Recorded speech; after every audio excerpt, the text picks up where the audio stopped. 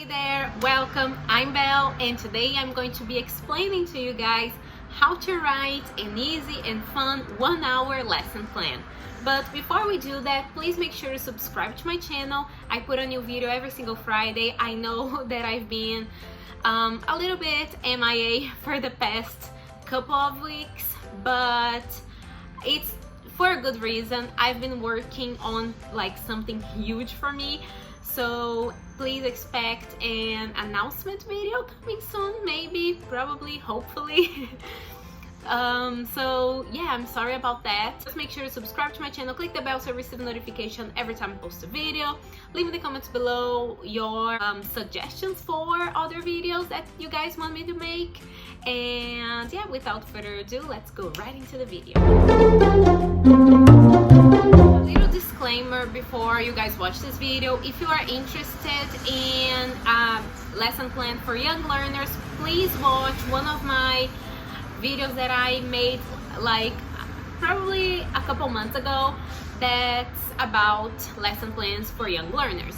But because this video is going to be how to write a lesson plan for teenagers or adults, so this is how I do it. I always teach 1-hour lessons, so this is something that you should keep in mind. This is something that I do because I always teach 1-hour lessons. So make sure that if you teach like 1 hour 15 lessons or 1 hour and 30 minutes lessons, please keep in mind that you might need to stretch these activities or maybe sprinkle more activities in the lesson plan. All right, so the first thing that I do is to have a little bit of a warm-up moment and a contextualization moment. I usually put a picture on the board and I ask the students what they see. I try to elicit some things from them and write on the board what they say. So this is because they feel this is something that I've been doing for a long time. So this is something that I feel when I do this, which is I always feel like the students feel heard whenever I write on the board what they say. So this is something that I feel like so nice to do whenever teaching teenagers and adults, especially if they're insecure. So this is something to keep in mind. After that, I usually have a reading activity or a listening activity just to introduce the topic, just to introduce a little bit of the target language and a little bit of grammar, maybe a little bit of vocabulary, but not really teaching it, just for them to immerse themselves into that language. After that reading or listening activity, I go to the board and I have a focus moment, and I have a focus presentation moment. In this moment, I teach them the vocabulary, the target language, the grammar points, and everything that they need to know from that lesson, everything that they need to learn from that lesson. After that is something that I feel like a lot of teachers don't do, and I don't know why, because it's one of my favorite moments, and this is the concept questions and drilling moment. So I love drills. If you don't like drills, like what are you doing, please tell me in the comments below. If you do drills with your students, please tell me, because I'm really curious, because I've met teachers who absolutely love it like me, and other teachers who absolutely hate it and can't stand drills. So I feel like this is a matter of opinion, because if you like drills, your students will like it too. If you are excited during that moment, I feel like your students will get excited too. But if you don't get excited and if you don't really like it, I feel like your students won't buy it either. So this is a matter of opinion, definitely. But I really don't understand why some teachers don't like it. So leave in the comments below, because it's something that I absolutely love to do. So during the concept question moments, I try to figure out not a lot of them, because I feel like the students get tired and it has to be simple, otherwise they will get confused and just restless. So I try to figure out a couple of questions, like 3 maximum. So in that moment, it's really important to select the most important 2 questions. So when you are planning your lesson, please think of like 2 questions, 2 or 3 maximum, that will make a difference when students are answering them. Because if they are like, if it's too easy, the student, like, it won't make a difference at all. And if it's too hard, it will be pointless to ask, because they won't know the answer. And make sure to ask things that you have already said in the presentation moment. So make sure that your concept questions and your presentation moment, they are on the same page. Otherwise, it will get very confusing for the students. So after the concept questions, I have the drills, and drills is so important, guys. Oh my god, drills are so important, so important. Like, I stand by it because it's crucial for me. I love drilling, and I feel like that's the moment that the students get it.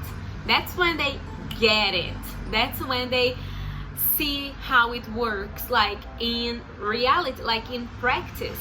And I love drilling. There is a lot of types of drilling, so if you want me to make a video on drills, please leave in the comments below, because I'll be happy to do it. I love drills. And yeah, after drilling the language, I have a moment that is crucial. I know that all these moments are super important, but this moment is really crucial. You can't skip it. Not at all. Don't skip this moment. And it is the sinking in moment slash practice moment. And this is not the free practice moment. This is just a practice, like, as I said before, a filling the blanks kind of activity that's not free at all. That's usually focused on form and vocabulary. Of course, includes the vocabulary. Make sure to include it in this moment as well. After this moment, I like to have a little bit of a freer practice before going to the production stage.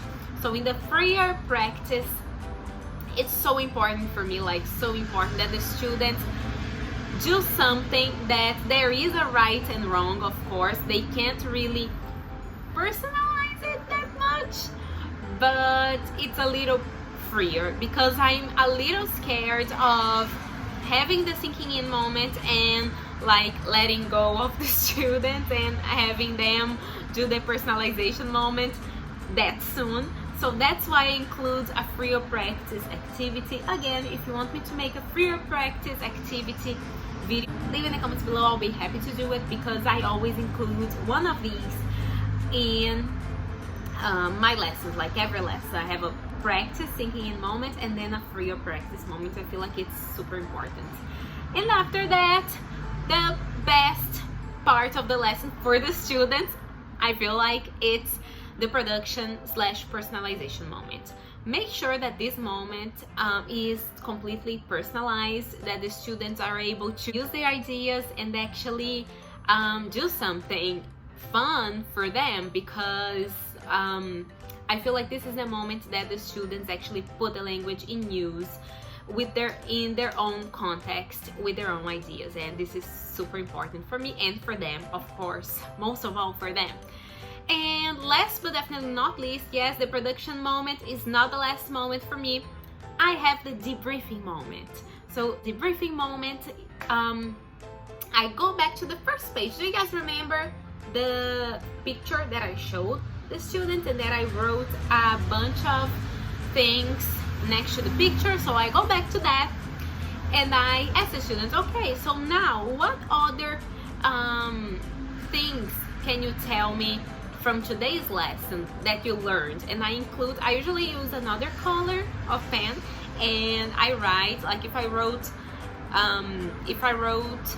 everything in blue in the beginning, I write this in red. So I write in another color the things that they've learned in that particular lesson, and in the end of the class they can look at it and have like a sense of achievement for what they've learned, because this is something that's super important for me. It helps with their self-esteem and it helps them actually see what they're learning. So this is something that I do every class, and I feel like it really helps, and it's something that I'm really comfortable doing, and I see great results, especially in their self-esteem. So thank you guys so much for watching this video. Please make sure to subscribe to my channel, click the bell so you receive a notification every time I post a video. Leave in the comments what other videos you guys want me to make next, and I see you next Friday for a brand new video. Bye.